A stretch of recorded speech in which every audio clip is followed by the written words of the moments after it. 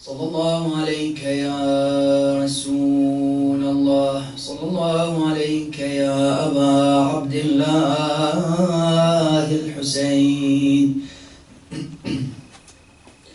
يا رحمة الله الواسعة ويا باب نجاة الأمة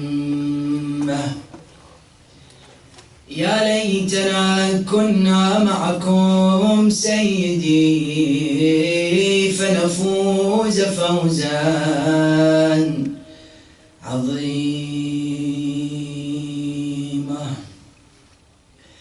بسم الله الرحمن الرحيم. قال الكريم في كتابه المبين ومن الناس من يتخذ من دون الله أندادا يحبونهم كحب الله والذين آمنوا أشد حبا لله. صلوا على محمد وآل محمد. اللهم صل على محمد وآل محمد. Sukayna alayha salam plays one of the most important positions in the religion of Islam. That we know that indeed Sukayna was a victim of a number of attacks in her life. The first of which were Karbala. The first incident which Sukayna salamullahi alayha dealt with in her childhood was the incident of Karbala. But narrations put it that Sukayna salamullahi alayha, or Sakina, which is a more defined, more refined, in other words, pronunciation of her name, we find that she lived until 70 years old, some narrations have mentioned. The first incident, Karbala. Many other incidents were attacks to her character. People accused Sakina salamullahi alayha as being one who fell in love with multiple men. Or on another level, many came said that she was a lady whose habit was to write poetry which had nothing to do with the praise of Allah or the family of His Prophet. Other people came and said that Sakina didn't do justice to the legacy of her father, Abu Abdullah. Others came and said that Sakina salamullahi alayha was one who sat in vain gatherings and who loved sitting in majalis al-lahu, sitting in gatherings of indecency. Now all of this is complete garbage, as you and I know very well. But the idea is that the first attack which she dealt with was Karbala. So Sakina was a victim of Karbala, but the world is a victim of Sakina. You may say, why? Because not many of us have understood the effect of Sakina on this world. Not many of us have understood the echoing effects of this 4 or 5-year-old girl who lived in Karbala and who indeed had a very, very significant effect on the world after it. Now indeed, we want to see that, of course, this imbalanced relationship and the role that it played in our understanding of Karbala, and to see that not everything is an upward growth. That's the more we know about Sakina, the more we realize that there isn't a truly interdependent relationship between our knowledge of her and the reality of her position. So let's see what we can take away from the position of Sakina alayhi salam in the time that we have on this special night. So the first discussion is Sakina salamullahi alayha. What can we take away from her spot on the 10th of Muharram? Whose position did she play? Because we know Ahlul Bayt alayhim salam can do everything. Ahlul Bayt salamullahi alayhim can indeed fit any position. But they tend to do what the time needs. Imam al-Kadhim could have lifted the sword just as Imam al-Hussein did. Imam al-Sadiq's knowledge is just as powerful as Ali ibn Abi Talib and vice versa. However, these individuals, what did he decide to do? He studied the milieu, he studied the social surroundings, and he decided to implement what the society needed at that specific time. Otherwise the Imam, I even remember one Imam, he would come to Imam Sajjad alayhi salam, and you tell me, Ya Ibn Rasulullah. Allahumma salli ala Muhammad wa ali Muhammad. You tell me, Ya Ibn Rasulullah, mata yadhharu qa'imukum? When is your qa'im? When is your Messiah? When is your Savior going to appear? He said, Kulluna qa'imun bis-sayf. We are all messiahs of the sword. We are all saviors of Allah subhanahu wa ta'ala. We all have the qualification to do it. It's not something very difficult. But we wait for the man whose position will be met with the social timing. And that's why I say that the timing of the actions of the Imam is much more telling than anything that any Imam has ever done. The timing of the Imam, the wisdom. That the Quran comes and says, رَبِّ هَبْ لِي حُكْمًا وَأَلْحِقْنِي بِالصَّالِحِينَ. My Lord, grant me wisdom and inherit me indeed with the good doers. So on the first level, what did Sukayna play? She played the role of the child who is on haqq, surrounded by batil. There are children who are surrounded by batil, but then you have a child who is deeply rooted in haqq. In Islam, which children do we have which have been given to us by example? The first we have is Ismail, the child of Imam Sadiq. Today you have heard of the Ismailis. Ismailis are somewhat of a good chunk of Muslims today in the world. You find them, for example, in Africa, maybe possibly in India as well. Ismailis are who? They're followers of Ismail, the son of Imam Sadiq. They came in, they said that Imam Sadiq alayhi salam, after him comes Ismail. Can we tell them why? Because Ismail was someone who lifted the sword. Ismail was someone who was firm in his ways. We don't want Imam to simply be, for example, somebody who reads in the Quran. So no, we need somebody who fights. This is the first group. Another group came and followed Hassan al-Muthanna, the son of Imam al-Hassan. They said he's the fifth Imam. Today you and I, we know Imam Baqir is the fifth Imam, am I correct? They came and they said Hassan al-Muthanna is the fifth Imam. You tell them why? It's because likewise, we need somebody who's going to fight. We don't need somebody who's just going to go about knowledge and so on and so forth.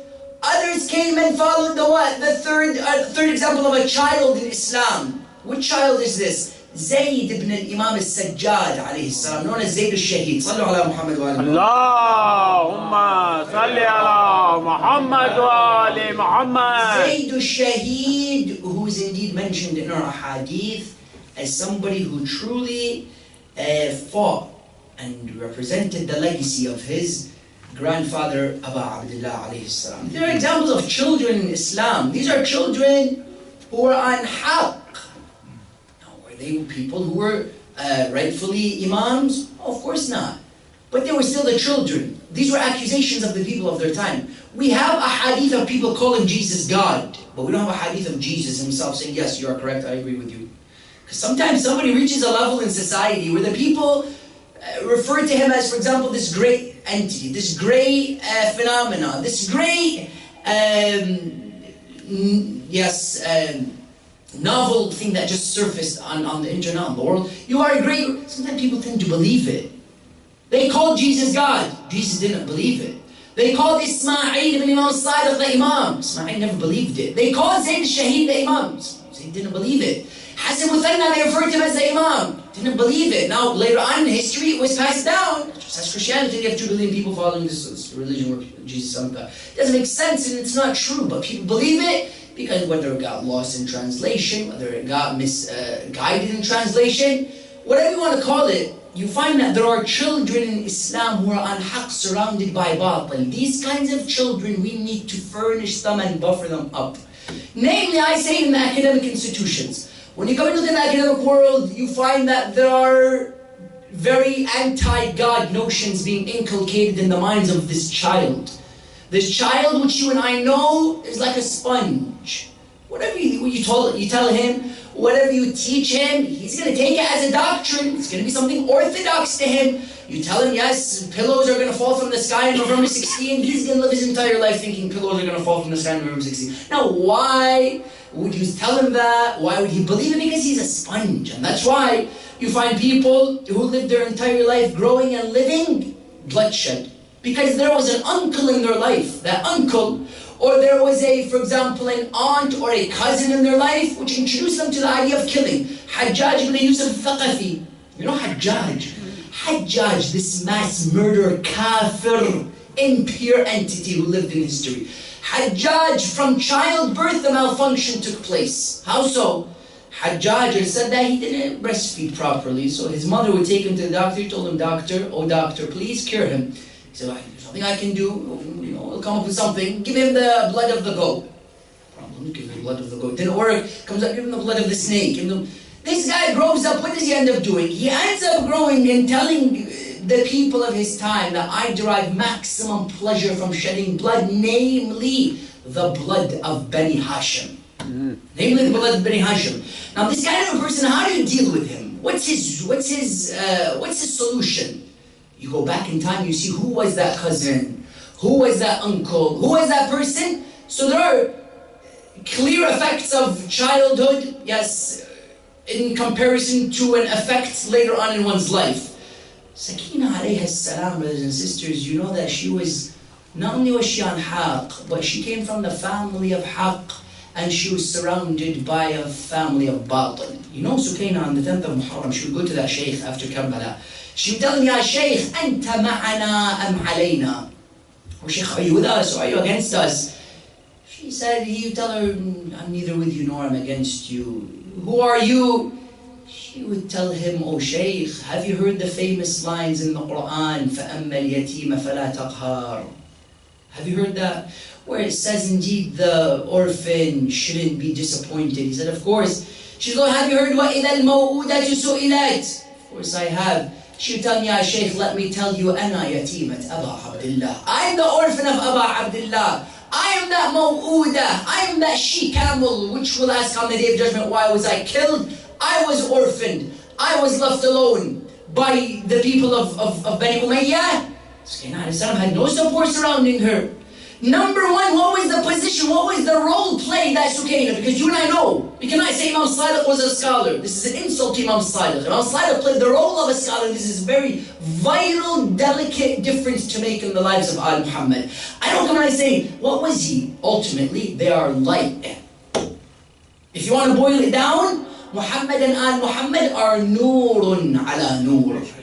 Yahdillah li nurihi man yasha. Otherwise, the scholarly role that they played, the warrior role that they played, for example, the patience that they displayed, this was also what? This was also mesmerizing, but it was a role play at the end of the day. So Sukayna alayha salam, she played the role of what? A child on haqq, surrounded by batil. Now, what is this an indication of? This is an indication, brothers and sisters, that we have very, very important lessons to take away from this lady. The indication that's to be taken away from this incident is that as much as we try, you and I will never ever do justice to the roles of Al Muhammad. This tells us that the indication of Sukayna salawatullahi wa salamu alayha is that there was indeed a specific designated role given to each person on the 10th of Muharram. Sukayna alayhi salam, what did she do? You know the emotions when Zainab alayhi salam screams, Wa Muhammada, when Aba Abdullah says, Ala hal min nasirin yansuruna. There was no one who played the role of an emotional stimulator like that of Sukayna. When you look at the emotions of Al Muhammad, you had people trying to extinguish the flames of the emotions of Ahlul Bayt alayhim salam, trying to tend to the wounds of Al Muhammad. No one like Sukayna emotionally stimulated the emotions of, for example, Zainab salamullahi alayha. When Zainab went to Aba Abdullah and she told him, Akhi ya Hussein, khudh tiflak, brother Hussein, take your son from me. Why? Because it was Sukayna reminding her of the thirst of Ali al-Asghar. Emotional stimulator. No one played the role of emotional stimulator like Zainab. Like Sukayna. Sukayna alayha salam on one level, when Zainab wants to run to the body of Aba Abdullah alayhi salam before they're heading to Sham, Who was it that stimulated her to do that? Sukayna.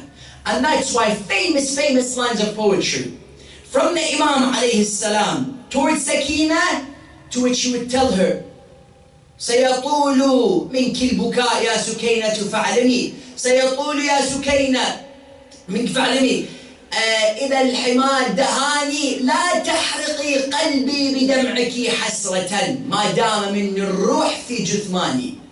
He would tell her, oh Sukayna or Sukayna, stop hurting my heart with your pains, and stop hurting my heart with your screams. Stop hurting as long as my soul is in my body, oh Sukayna, I wish not to hear your shouts of pain. Why? Because a small little girl who's surrounded by infallibility, what is she going to do? She can't be the role of infallibility. It was the intelligence of Sukayna that led her to the compensating role of being an emotional stimulator.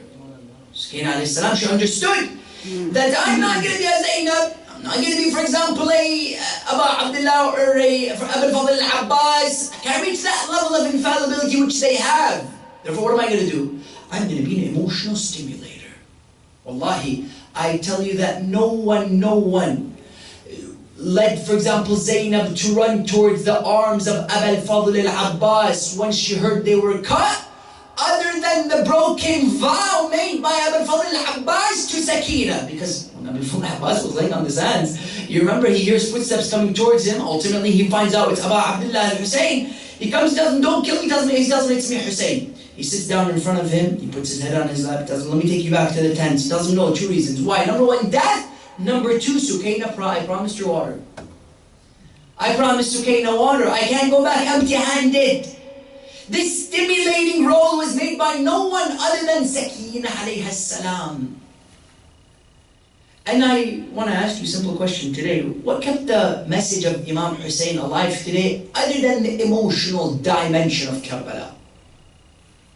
It wasn't the logic of Karbala that kept it alive 1400 years later. Otherwise, the logic of Karbala could be matched by the logic of Titanic, by the logic of World War II. It wasn't the logic. It was the emotions. And that's why Rasulullah sallallahu alayhi wa sallam, he says, إِنَّ اللهم صل على محمد إِنَّ الْحُسَيْنِ فِي قُلُوبِ الْمُؤْمِنِينَ حَرَارَةً لَن تَبْرُدْ أَبَدًا. He says, indeed in the heart of the mu'mineen is a fire for the death of my grandson Hussein that will never go cold away. Why? Because of the emotional dimension of Karbala. And Sukayna played that role. I'm not telling you that there is no morality to the position of Sukayna. It was just this emotional stimulator, instigating emotions here, and poking emotions here, and allowing emotions to spill from here. This isn't the position. But we understand that whatever the prophets would do physically, Ahlul Bayt alayhim as-salam would do morally and ideologically. What do I mean? For example, you say Nuh alayhi salam. Noah, his role was to build an ark. Yes, for 80,000 years, builds an ark, saves humanity. Now, who do we have the example of Noah? Did Imam al-Hussein build an ark for real? Or did Imam al-Baqir build an ark? No. The physical ark of Noah is matched by the ideological ark, which is Safinatun Najat Abu Abdullah Hussein. Yes, the Rasulullah sallallahu alayhi wa sallam, when he went to what? To the heavens of the earth in the ascension in the Mi'raj, he saw written on the throne of Allah, إن الحسين مصباح هدى وسفينة نجاة. Hussein is the lantern of guidance and the ship of salvation. So that physical ark built by Noah was an ideological ark presented by Abu Abdullah alayhi salam. Musa split the sea. Yes. Do we have an Imam who split the sea? Maybe, I don't know, maybe somewhere at one point he split the sea, but it's irrelevant. It isn't something that plays a primary role in Islam. No. You find that, for example, somebody like Musa split the sea, strike the sea with your stick, O Musa. Who's the split splitter in Al Muhammad, Imam al-Baqir, he split knowledge for us. So if Musa split the sea, then Baqir split the knowledge. الذي يبقر العلم بقرا. That the hadith come and describe Baqir. What does Baqir mean? Baqir means the one who splits. Split knowledge, split science, split physics, split geometry, split algebra, chemistry. That Jabir bin Hayyan, today algebra is after who? Jabir bin Hayyan. If you try to understand that any science at the end of the day goes back to Imam Sadiq, here's the proof. Jabir bin Hayyan, yes, smartly when he starts onto the minbar, he begins by saying, Jabir, the father of chemistry, the father of distillation, constellation, whatever it is. He starts on the minbar, he says, Bismillah ar-Rahman ar-Rahim, Allamani Mawlai, Ja'far ibn Muhammad ibn Sadiq. He says, my master Ja'far al-Sadiq taught me. So if Musa split the sea, then Baqir split the knowledge. On another level, you have what? Idris. People who went to Kufa. You know that you go to Masjid al-Sahla. Masjid al-Sahla, in that mosque, you find that there are rooms. The room Maqam Idris, Maqam, for example, Imam al-Sadiq, Imam al-Sajjad. One of these rooms has the name of Prophet Idris. What was happening in this room? In this room, Idris, the Prophet of Allah, second or third Prophet, after Adam, a number of, before Noah, after Noah, in that area, second or third, it said that he would what? He would sit in this room in Masjid al-Sahla and he would sow. The first human to sow in history was Nabiullah Idris. Now you go to Al Muhammad, who was sowing for us? Sukayna was sowing emotions into the hearts of Al Muhammad. So if there was an ideological sower, that was Sukayna. And that's why today, in the time that we have, we see that the warrior that Abu al-Fadl al-Abbas was because of the upbringing of Hussein, but the lion that he became was because of the inspiration of Sakina alayhi salam. That nothing stimulated Abu al-Fadl al-Abbas to make this grand move to leave Imam Hussein other than the shouts of Sakina, al-Atash, Amma, Ya Abbas. Thirst, O uncle, O Abbas. And I fear to do injustice to the position of Sakina when speaking about her. Because many people, I tell you, and I say, can that be? When they speak of Sakina, they speak about her as this lady who was just always, yes, playing this secondary role in Karbala. This highly irrelevant lady on the 10th of Muharram, earrings ripped, yes, crying. You find 2, 3, maximum 4 stories correlated with the position of Sakina. I say this lady played a pivotal role in stimulating emotions in the hearts of the mu'mineen until today, let alone the family of Rasulullah sallallahu alayhi wa sallam. And that's what Abu al-Fadl al-Abbas alayhi salam was. That arrow that went into the eye of Abu al-Fadl, yes, was indeed caused what? He went to the river because of Sakina alayhi salam to bring her water. That's why I remember that when Mukhtar al-Thaqafi caught Karbala ibn Kahil, when Mukhtar al-Thaqafi, the avenger of Al-Muhammad, when he caught Karbala ibn Kahil, the one who threw the arrow into the neck of Ali al-Asghar alayhi salam. You know Ali al-Asghar alayhi salam, this 6-month-old baby expecting water to come into his mouth. Now you find what? You find that ultimately blood would come into the mouth of Ali al-Asghar alayhi salam, but they would catch that criminal, they would catch that terrorist. And indeed terrorism was truly we were victimized by it as much as anyone else would tell the world. You find that indeed Karbala, he catches Mukhtar catches him. He tells him, how many arrows did you throw on the 10th? He told him, Wallahi, I threw 7. He said, how many landed? He said, 4 landed. So 3 missed, 4 landed. He said, which one landed, which one missed? He said, 3 I threw, missed, 4 landed. The first one I threw fell into where? Fell into the tents of Zaynab alayhi salam. He said, the second arrow that I threw fell into the right eye of Abu al-Fadl al-Abbas ibn Amir al-Mu'mineen. He said, the third arrow, what did you throw? He said, I threw an arrow, it fell into the heart of what? Of Aba Abdullah alayhi salam. He said, what's that 4th arrow? He said, that 4th arrow, I threw it when there was a dispute caused by a baby in the hands of Hussein ibn Ali. It is said that Imam al-Hussein alayhi salam is approached by Zainab. Zainab tells him, Aba Abdullah, khud tiflak. And if you were to see a painting, paintings have been painted by drawers out there, you would see that it is the most heart-wrenching image. Zainab alayhi salam covered in black with the white illuminating her face, coming with a 6-month-old baby to Aba Abdullah alayhi salam. She tells him, take your son, O Hussein. The son is given to Aba Abdullah. What shall I do? He's thirsty. Go to the opposition and ask them for water. Imam Hussein alayhi salam goes to the opposition. He raises the baby. He starts trying to win any soft hearts over in the opposition. Because they do exist, soft hearts, they're still out there somewhere. Imam al-Hussein alayhi salam, he holds the baby up. And he would say, if there is a guilt for this elderly, then what's the guilt of this 6-month-old baby? Opposition cuts into two sides.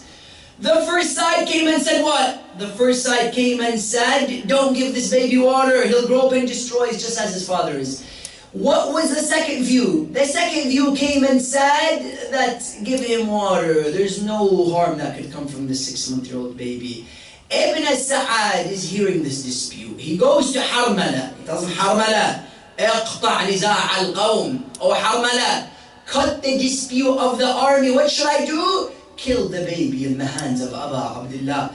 He told him, what kind of arrow did you use? And this is the line. He told him, I took out a normal arrow. I saw it would do no justice to the incident. He said, I took out another arrow, which was a 3-pronged arrow, which can be used to sever the neck of a camel.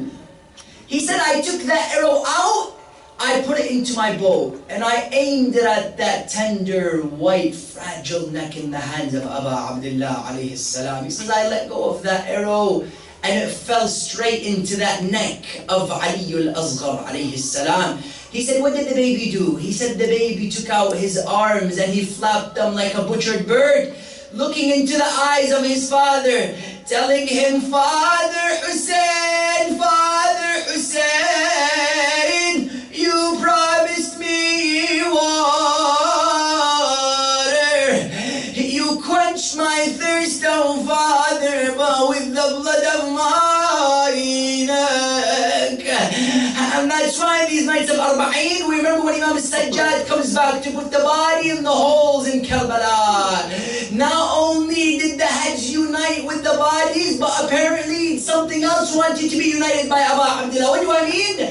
When he put the body of Imam al-Hussein in a hole, he was about to put the body of Ali al-Asghar in another. But he heard a voice coming from the neck of Imam al-Hussein, telling him, Idfin radi'i